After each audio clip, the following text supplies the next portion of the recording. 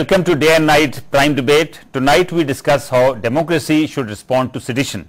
This refers to a report that a Raipur court has held rights activist Binayak Sen guilty of treason and waging war against the state.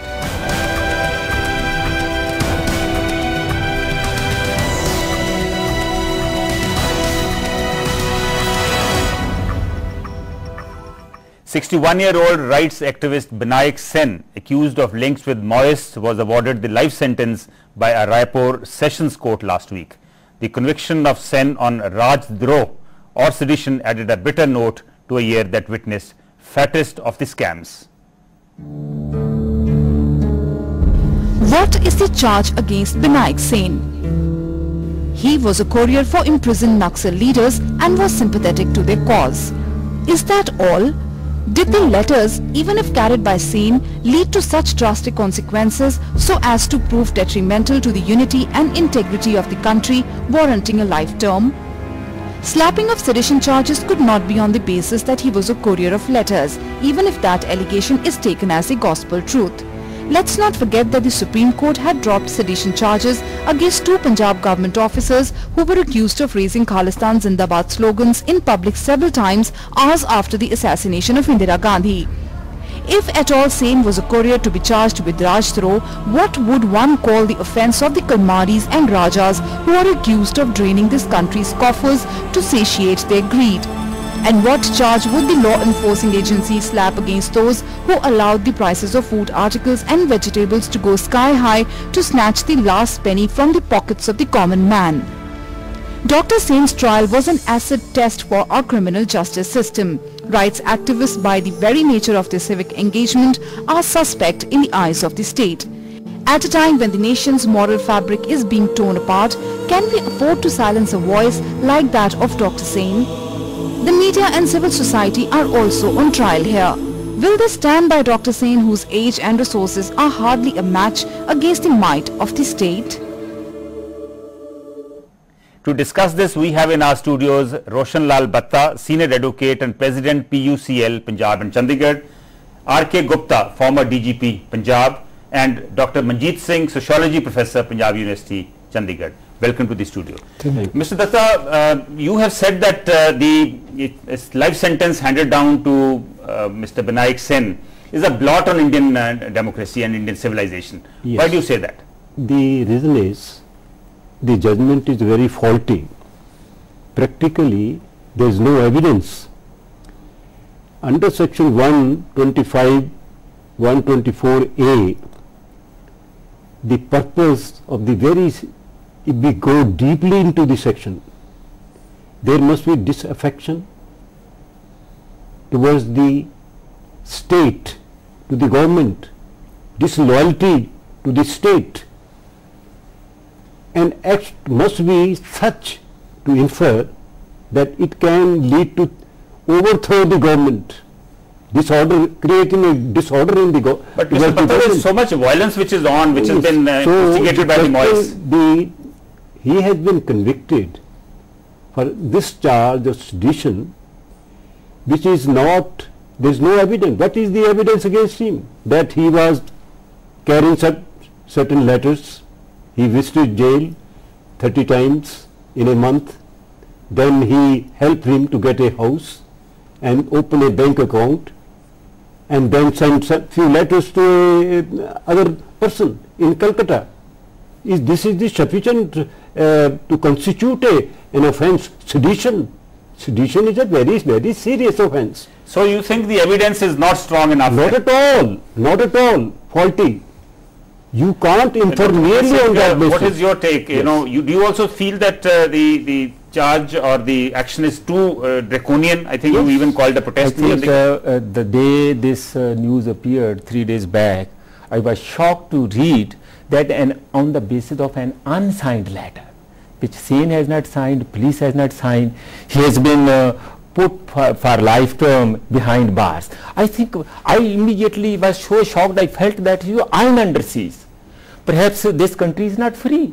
IPC is such a loosely worded, DG Sab will explain, such a loosely worded, any disaffection, I mean, I mean, if any smaller dissent could be termed as a deshdrohi or as a anti-national activity. I think if he has, the major charge is that he is a courier, he has having a contact with those, as a human rights activist, he has every right to meet all those people, first of all.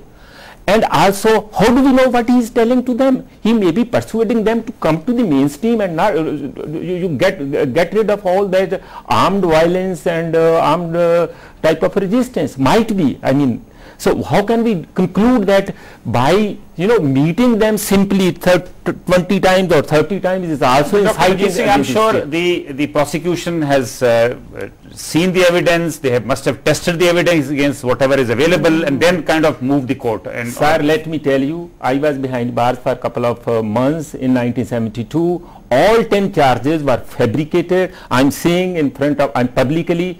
And Inderjeet Singh Bindra was our deputy commissioner, and I told in the High Court that all 10 charges are fabricated. Mr. Sandhu, I have met. Mr. Gupta, I'll just come back to you. Mr. Gupta, what is your, as a police officer, what do you think? Is the verdict against Sen unfair? You see, we are sitting here without going through the papers. Yes. Number one. Number two, all the evidence which is before the court, the Honorable the Session Judge has taken the full evidence into view and has given a verdict.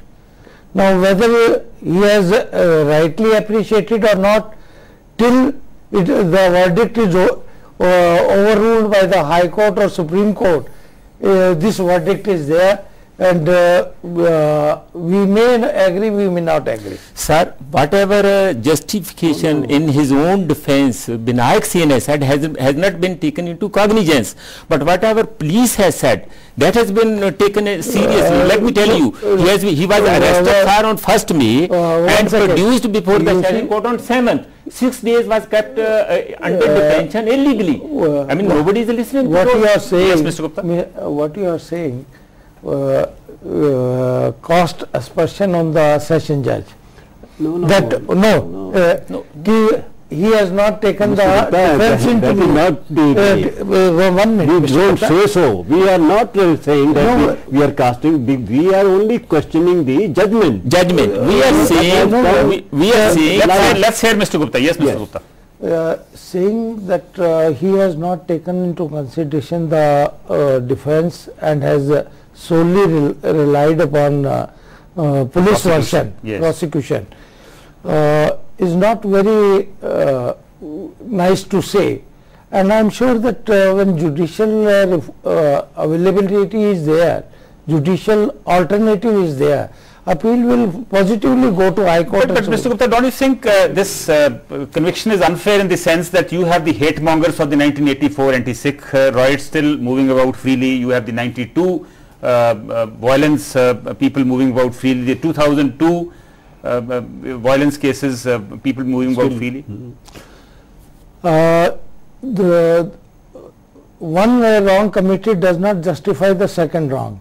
The 3-4 cases which you have cited, they are absolutely right. You are right.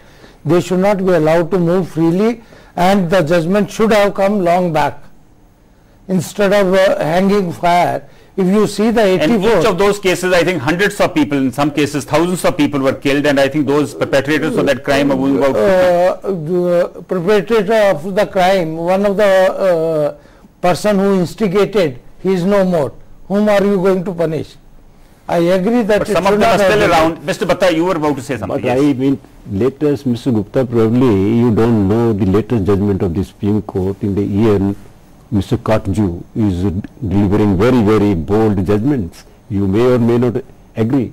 In 2008, he, after quoting so many, you can say, judges of the Supreme Court and English judges, he has written very good judgment in 2008 and said that when the fundamental rights have come into being in this country, it is the duty of the courts to protect the civil liberties of the people. He has used the word civil liberties of the people, even the judgment But to talk of this, But and from this you the imply. only point here is that we all know that thousands No, of no, people, what I hundreds of mean people to have been say, killed by Maoist violence. you have to see. Now, all those who are supporting that violence, what do you do with them? No, we are not in favor of those who are supporting the violence. We are now the question is whether he belongs to a illegal organization, unlawful organization, Maoist organization. No, there is no evidence at all. Ever he simply, you are a mere sympathy. They say this is the evidence that one paper was lying, magazine was lying. Can't I read it? Mr. Batta, the charge against him is that he was acting as a courier from one person to a second person. Now, if those people are wanted for violence cases, yes. is it right for a human rights activist we to are act not as a courier? No, we are definitely against that. I agree with you.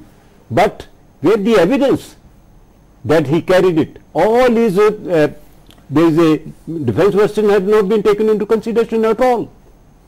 That he has. So, now that's a very interesting That point. Even the Supreme Court very clearly held that sedition is valid, but then there has to be a direct incitement of violence. No, but there seems to be no direct incitement of violence. Take